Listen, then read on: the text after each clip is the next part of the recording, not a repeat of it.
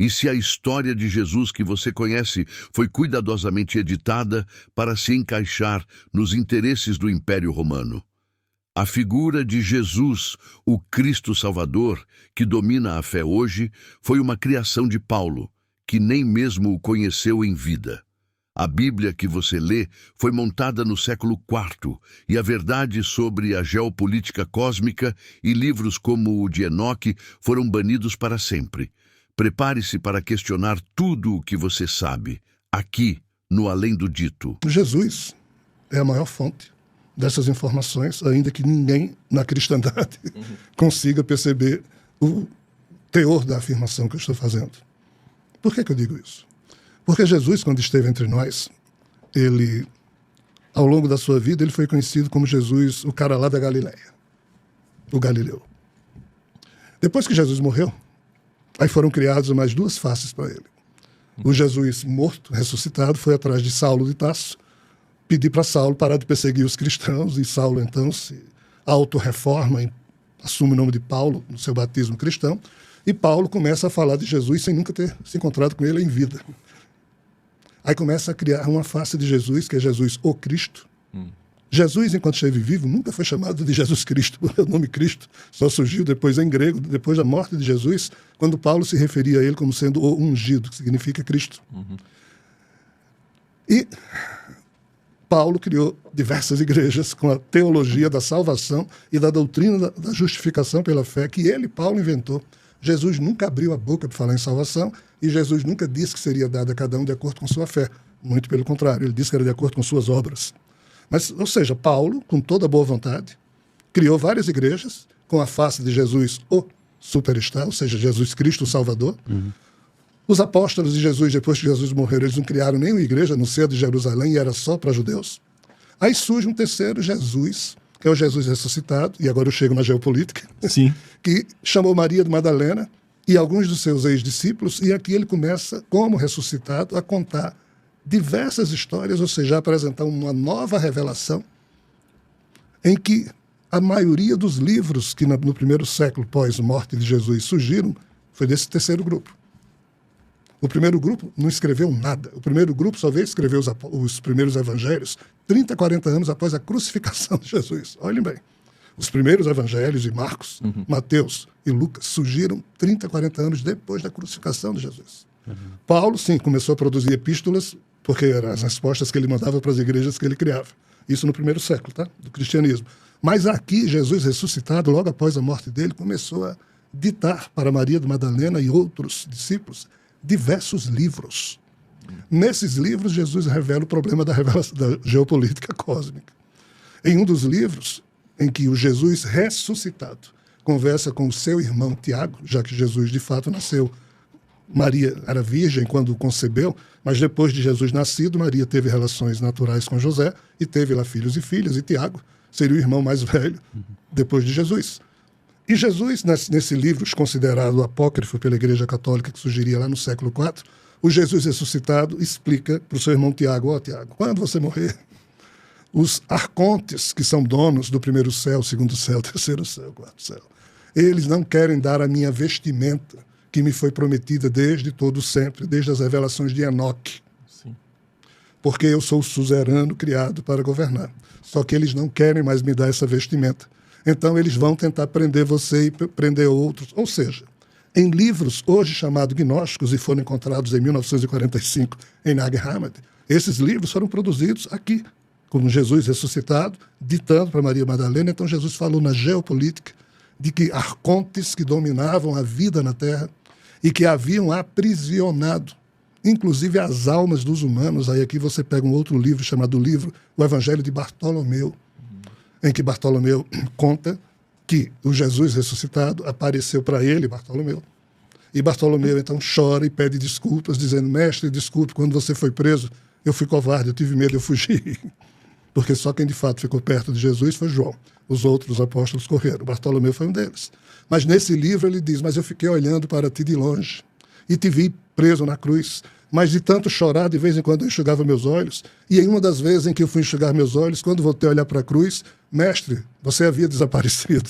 para onde você foi? Aí Jesus diz, Bartolomeu, eu dei 500 passos em direção ao inferno. Nossa. E fui ter com os dois donos do inferno, Belial e Hades, o rei, o irmão de Zeus. E lá eu libertei todas as almas que esses dois arcontes estavam prendendo desde o tempo de Adão, porque eles dominam a situação do planeta Terra e de todo mundo que vive aqui. Finalmente eu consegui liberá-los, mas eles não reconhecem a minha autoridade.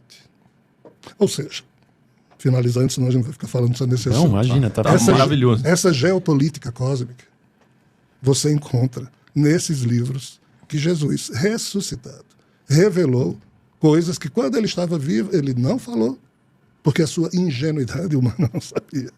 Ele só percebeu isso no estado de ressuscitado. Esses livros aqui eram os livros mais lidos de Jesus.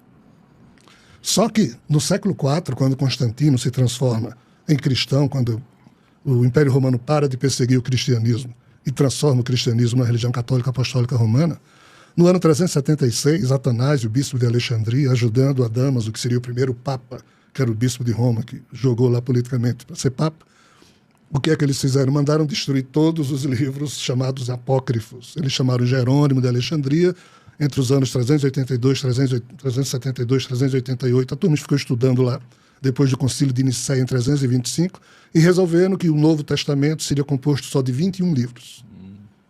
As 21 epístolas, os 4 evangelhos que Irineu havia escolhido, o Ato dos Apóstolos e o Apocalipse. Na época existiam mais de 4.000 evangelhos sobre Jesus. Que não entraram na Bíblia. Nunca. Dessa parte que não entrou na Bíblia, esses livros chamados gnósticos, que Jesus ressuscitado tinha ditado a Madalena e a outros no primeiro século, os monges do monastério de São Pacômio, no Egito, estavam traduzindo para a linguagem copta. Quando Atanásio, bispo de Roma, mandou o Império Romano destruir esses livros. Esses monges souberam, esconderam esses livros lá em Nag Hammadi, no Egito, no ano 376.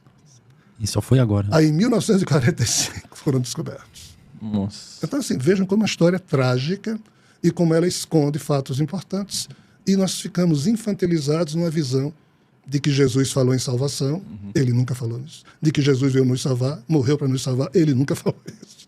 Mas a exegese bíblica que surgiu com os padres da Igreja Católica, quando formularam as suas teologias, ou seja, explicações lógicas para o que se acredita, esse tipo de coisa ficou sendo tida como verdade e até hoje as pessoas acreditam nisso. Mas isso nos infantiliza, porque está longe de ser verdade. É uma crença, precisa ser respeitada, mas termina sendo um transtorno cognitivo, uma ilusão. Hoje tem muito conteúdo falando sobre o livro de Enoque, né, que você comentou, mas eu acredito que talvez tenha muita desinformação a respeito disso. O que é o livro de Enoque? Qual que era a mensagem principal? Enoque não escreveu um livro, foram 366. 376. 366. 366. Na verdade, seu filho Matusalém é que os produziu, porque Enoque fez parte da geração de patriarcas de uma história que começou com Adão. Adão, Sete, Enos, Cainã, Malalahel, Jared, Enoque, Matusalém, Lameque, Noé, blá, blá, blá, blá, blá, isso vai até Jesus. Enoque foi o 7º patriarca. Só que Enoque foi um cara que, quando tinha 75 anos, 2 anjos chegaram para ele e disseram, ó, você vai ter que ir com a gente. Para onde? Você vai ser levado ao 10º céu, é assim que ele chamava, onde o nosso Senhor está. E Enoque reuniu a família e disse, ó, estou indo embora, estou sendo levado. E foi embora e todo mundo viu. E a Bíblia diz, Enoque então andou durante 300 anos com Deus. Caramba. Aí 300 anos depois, Enoque volta. Aí dita para o filho dele, Matusalém, os tais 366 livros. Aí os anjos dizem, avisa os teus aí que você não vai morrer aqui, você vai voltar conosco. E assim Enoque foi um dos caras que não morreu aqui na Terra porque foi levado. Isso é o que a Bíblia descreve. Qual é o problema? O problema é que quando Jerônimo, escolhido por Dámaso, eu estou voltando aqui ao século IV, depois do Concílio de Nicéia. Concílio de Nicéia, quando essa turma resolveu criar um livro na língua do Império Romano, que era a língua latina, o que é que eles fizeram? Eles pegaram a Septuaginta, que foi a versão criada por 70 sábios judeus no século II a.C., na cidade de Alexandria, onde eles pegaram tudo que estava escrito em hebraico, aramaico e traduziram para o grego. Então, Jerônimo, que foi o polemista escolhido por Dámaso, porque Dámaso não tinha o respeito de todas as igrejas cristãs, Jerônimo tinha. Então, Jerônimo foi o cara que coordenou, pegou os livros, os evangelhos que todo mundo tinha, e ele foi que resolveu o grande dilema. A igreja romana, que era só uma igreja, agora tinha que ser a principal, já que o cristianismo ia se transformar na religião oficial do Império Romano. Então, Roma tinha que ter a igreja principal. Certo. Então, se tudo estava escrito em grego, aramaico, hebraico, tinha que ser traduzido para o latim. Quem é que fez isso? Jerônimo. Então, Jerônimo pegou a Septuaginta, que foi a versão de 47 livros, produzida pelos sábios judeus no século II a.C. Ele pegou esses 47, tirou o livro de Enoque, ficou 46 aqui, o que ele chamou de Antigo Testamento, mas tirando o livro de Enoque. E pegou os 27 livros do Novo Testamento, as 21 epístolas, os 4 evangelhos, o Ato do Apóstolo, os Apocalipse. Isso aqui compôs a versão que a gente conhece, que é a Bíblia atual, composta de 73 livros, chamada Vulgata, que é a versão latina. Mas veja, ele tirou o livro de Enoque. Por quê? Porque Enoque era maior do que Jesus em termos de aparecimento no Antigo Testamento.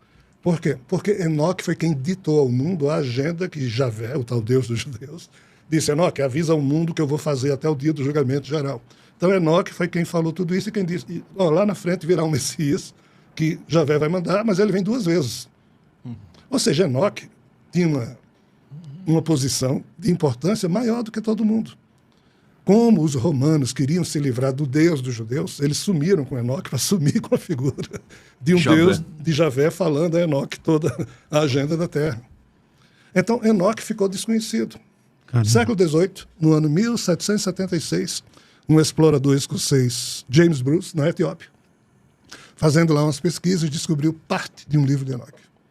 No século XIX, em 1846, o professor Sokolov, na biblioteca em Belgrado, descobriu outra parte do livro de Enoque. Então, hoje, nós temos essas 2 partes. Uma se chama o livro de Enoque, a outra o livro dos segredos de Enoque. E é só o que se tem de Enoque, o resto sumiu. Dos 366 livros. Ainda assim, isto aqui compõe uma fonte de informação fidedigna e formidável, mas que a Igreja Católica morre de medo. De que seja desvendado. Espalhado. Exato, Espalhado. porque termina revelando uns desencontros quando, digamos, o anjo Miguel conversa com Enoque e outros anjos, dizendo: mas esse nosso Deus, ele diz que vai sair aqui dessa morada, mas ele nunca sai, ele fica andando o Messias. Por que será? Ou seja, como se dissesse: será que Javé tem algum problema? E tem, ele é preso, lá não pode sair, mas isso é outra história.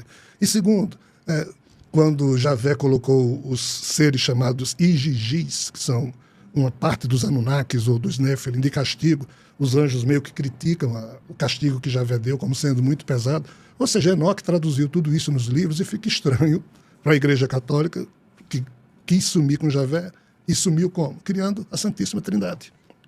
O Concílio de Nicéia, em 325 d.C., quando eles criaram o mito da Santíssima Trindade, foi para, primeiro, sumir com o Deus dos judeus, porque o Deus da Santíssima Trindade não é o Deus do Antigo Testamento. Olha a loucura. Como Jesus tinha sido um bandido crucificado, um judeu, mas agora o cara ia ser o herói da religião do Império Romano, aí eles fizeram a história bonitinha de Pôncio Pilatos, na tradução para o latim. Pôncio Pilatos lavou as mãos, porque Roma não teve nada a ver com o sangue do justo Jesus, mas ainda assim eles não queriam Jesus judeu, eles queriam Jesus superstar. Então escolheram a feição que Paulo criou e transformaram Jesus em Salvador, mas elevaram Jesus a que condição? A de ser igual a Deus. Então sumiram com o ser humano Jesus para sumir com a nacionalidade judaica. Tudo isso é artimanha feita pelos teólogos quando da tradução, com a melhor das intenções da época. Nenhuma dessas figuras aqui agiu por maldade, agiu com a melhor intenção. Com a melhor intenção possível em cada época. A gente não pode julgar essas pessoas. Mas não pode ignorá-los. Mas também não pode ignorar, senão vira transtorno cognitivo, criando transtorno psíquico. E qual é o principal transtorno psíquico que o catolicismo ou o cristianismo fez com a humanidade? O niilismo, que Nietzsche, em seus livros, apontou. Não, Deus resolve tudo. A vida terrena não vale nada, ninguém precisa. Isso aqui é um vale de lágrimas, babá, babá. No céu seremos recompensados. Aí fica todo mundo nessa. Todo mundo se corrompendo, todo mundo sendo ingênuo, infantil, os problemas se avolumando. Não, mas Deus resolve, Deus está no leme. E aí? Qual sua opinião sobre a geopolítica cósmica revelada por Jesus? Você concorda com essa visão? Deixe seu comentário e se inscreva no canal.